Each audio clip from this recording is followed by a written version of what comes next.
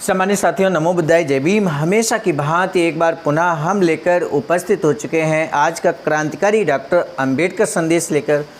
आज के अंबेडकर संदेश का विषय है धर्म के प्रचार प्रसार के लिए बौद्ध धर्मी देश त्याग करें। ये बात बाबा साहब कहते हैं। ये बात बाबा साहब कहते हैं श्रीलंका में 25 मई 1950 को संबोधन देते हुए। तो आज हम इसी बारे में विस्तार से आपको बताएंगे कि बाबा साहब ने श्रीलंका में क्या स्पीच दिया और किन बिंदुओं पर फोकस किया। इस बात को आज हम देखेंगे इस अंबेडकर संदेश में। महत्वपूर्ण होने वाला है ये संदेश, इसलिए आपसे निवेदन है कि वीडियो को अंत तक जरूर वॉच करें। बाबा साहब डॉक्टर अंबेडकर संपूर्ण वाङ्मय खंड 40 से पेज नंबर 174 से 175 तक सारगर्भित अंबेडकर संदेश है आज का। दिनांक 25 मई 1950 से सिलोन बुद्धिस्ट कांग्रेस द्वारा सिलोन अर्थात श्रीलंका को पुरानी राजधानी कंडी में विश्व बुद्ध परिषद का आयोजन किया गया था। 6 जून तक वह जारी रहनी थी। उसमें एशिया तथा यूरोपीय राष्ट्रों के प्रतिनिधि उपस्थित रहने वाले थे। इस परिषद में बौद्ध धर्म की शिक्षा के अनुसार दुनिया में शांति की स्थापना पर विचार किया जाना था। मुख्य प्रधान DS सेना नायके प्रतिनिधियों का कोलंबो रेस कोर्स पर स्वागत करने वाले थे। इस परिषद में भारत सरकार के कानून मंत्री डॉक्टर बाबा साहब अम्बेडकर भी शरीक होने वाले थे। दिनांक 23 मई 1950 के दिन डॉक्टर बाबा साहब अम्बेडकर हैदराबाद होते हुए मद्रास पहुँचे। डॉक्टर बाबा साहब अम्बेडकर के स्वागत के लिए वहाँ उपस्थित अधिकारी, कार्यकर्ता, चाहने वाले आदि, जिनमें प्रमुख श्री कामराज नाडर भी थे, बाबा साहब ने पत्रकारों से वार्ता की और पत्रकारों से कहा कि बौद्ध धर्म के बारे में मुझे आस्था है और मुझे परिषद की ओर से आमंत्रण मिला है, इसलिए मैं वहाँ जा रहा हूँ। उसके बाद भी कोलंबो के लिए रवाना हुए। आज से 6 वर्ष बाद बुद्ध युग के 2500 वर्ष पूरे होंगे। यानी कि ये भाषण बाबा साहब का 1950 में और 1956 में 2500 वर्ष पूरे होंगे, ये बात बाबा साहब कहते हैं। तब दुनिया में बौद्ध धर्म की लहर फैली होगी। ये आशावाद विश्व बौद्ध भातृ संघ की स्थापना करने का प्रस्ताव रखते हुए सिलोन की बौद्ध प्रमुख सीवी नुगावाला ने कंडी अर्थात सिलोन श्रीलंका में आयोजित इस परिषद में व्यक्त किया। तो आप इस बात पर महसूस कीजिए कि 1956 में 2500 वर्ष पूरे होंगे बौद्ध धर्म के, और ऐसे में 1956 में ही बाबा साहब ने बौद्ध धर्म की दीक्षा लेकर लाखों लाख लोगों को अपने साथ बौद्ध धर्म में शामिल किया। तो ये घटना दुनिया की बहुत बड़ी घटना थी। भारत के लिए तो ये बौद्ध धर्म को पुनर्जीवित करने का एक प्रयास जो बाबा साहब ने किया, आज वो निश्चित रूप से हम सभी इस बात को महसूस कर रहे हैं, देख रहे हैं अपने खुली आँखों से।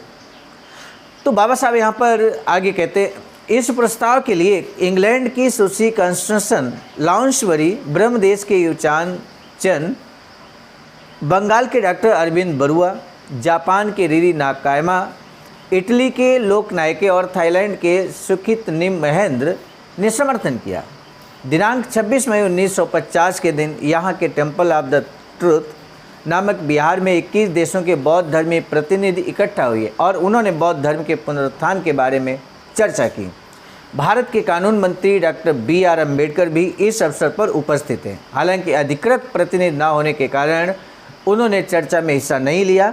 विश्व मैत्री का प्रस्ताव परिषद द्वारा मंजूर किए जाने के बाद बाबा साहब का भाषण हुआ। उन्होंने कहा, मैं इस भ्रातृ संघ का भले सदस्य नहीं बना हूँ, लेकिन मेरी इस भेंट का उद्देश्य बहुत गंभीर है।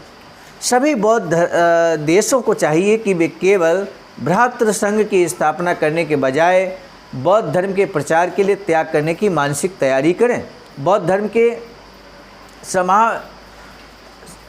के समारोह भारत के लोगों को भी देखने को मिलना चाहिए। बौद्ध धर्म के जो समारोह होते हैं, सेमिनार होते हैं, वो भारत के लोगों को भी देखने का मौका मिलना चाहिए। ये बात बाबा साहब कहते हैं। भारत के कानून मंत्री ने इस समारोह पर कहा कि मैं चाहता हूं कि भारत में बौद्ध धर्म के केवल ब्रह्म उपचार का ही अनुसरण किया जाता है या फिर सही मायने में बौद्ध धर्म का अनुसरण किया जाता है। इस बारे में भारतीय जाने आगे बाबा साहब कहते हैं कि बौद्ध धर्म जागृत है अथवा केवल परंपरागत है, ये भी मैं देखना चाहता हूँ।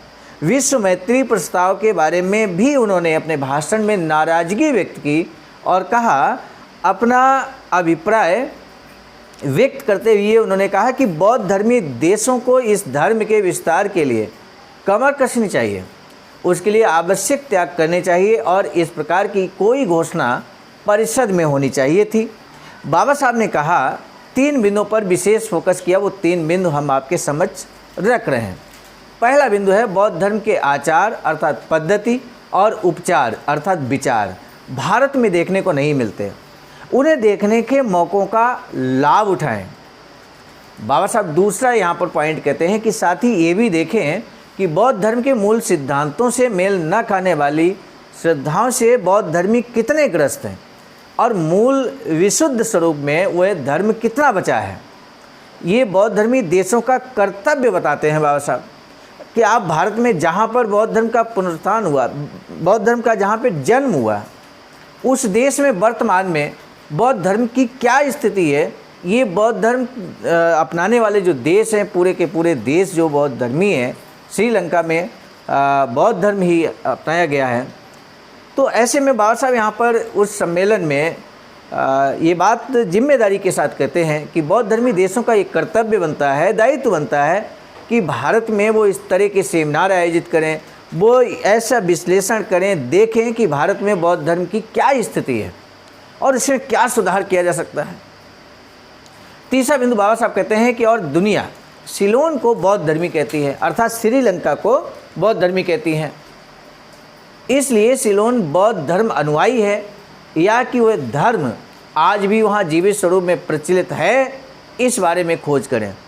यानी कि ये श्रीलंका में बाबा साहब इस बात को कहते हैं। इन 3 बिंदुओं को लेकर ये 3 महत्वपूर्ण बिंदु हैं जो यहाँ पर बौद्ध धर्मी देशों के लिए बाबा साहब ने एक तरह से मार्ग प्रशस्त किया है कि आपको इन बिंदुओं पर भारत में आकर कार्य करना चाहिए, बौद्ध धर्मी देशों को त्याग करना चाहिए ताकि भारत में भी बौद्ध धर्म फल फूल सके। बाबा साहब कहते हैं, मैं इन्हीं 3 उद्देश्यों पर काम करने के उद्देश्य से इस परिषद में आया हूँ। मित्रता के प्रस्ताव के अनुसार मैं अधिकृत मित्र ना हूँ, लेकिन यहाँ आने का मेरा उद्देश्य गंभीर है। तो ये संक्षिप्त संबोधन बाबा साहब का श्रीलंका का संपन्न हुआ। सम्मानित साथियों, आज का डॉक्टर अम्बेडकर संदेश खासकर जो पूरे दुनिया के बौद्ध धर्मी देश हैं उनके लिए खास होने वाला है। उनके लिए बाबा साहब का क्या संदेश था, क्या सुझाव था, वो सारी बातें आज के स्पीच में हमने आपके समक्ष भी रखी। आपको अगर लगता है कि ये संदेश बाबा साहब का जन जन तक पहुंचना चाहिए, दुनिया के उन देशों में भी पहुंचना चाहिए जहां पर बौद्ध धर्म पूरी तरह से फल फूल रहा है, तो ऐसे में आप इसको शेयर जरूर कीजिएगा, ये हमारा आपसे अनुरोध है। आज का पहला प्रश्न है, बोधिसत्व बाबा साहब डॉक्टर भीमराव अंबेडकर ने कब बुद्ध युग की शुरू होने की घोषणा की है। यानी कि कब बौद्ध धर्म बहुत तेज़ गति से कब से आगे बढ़ेगा, ये आपको बताना है। बहुत स्पष्ट हमने यहाँ पर जिक्र किया है। बाबा साहब डॉक्टर अंबेडकर भ्रातृ संघ के सदस्य थे या नहीं थे, और भ्रातृ संघ के बारे में बौद्ध धर्मी देशों को बाबा साहब ने क्या हिदायत दिया, नाराज़गी व्यक्त करते हुए, तो ये भी आप यहाँ पर अपनी प्रतिक्रिया दे सकते हैं। तो हमें इन 2 प्रश्नों में से किसी एक प्रश्न पर आपकी प्रतिक्रिया का बेसब्री से इंतजार रहेगा। इससे पहले कि हम अम्बेडकर संदेश समाप्त करें, हम आपको बता दें बाबा साहब की एक अधूरी इच्छा वैचारिकी सेंटर बनाने की है। सारनाथ वाराणसी राज्य उत्तर प्रदेश में वह वैचारिकी सेंटर निर्माणाधीन है। आप भी अपना मूल्य योगदान दिए गए अकाउंट नंबर पर कर सकते हैं।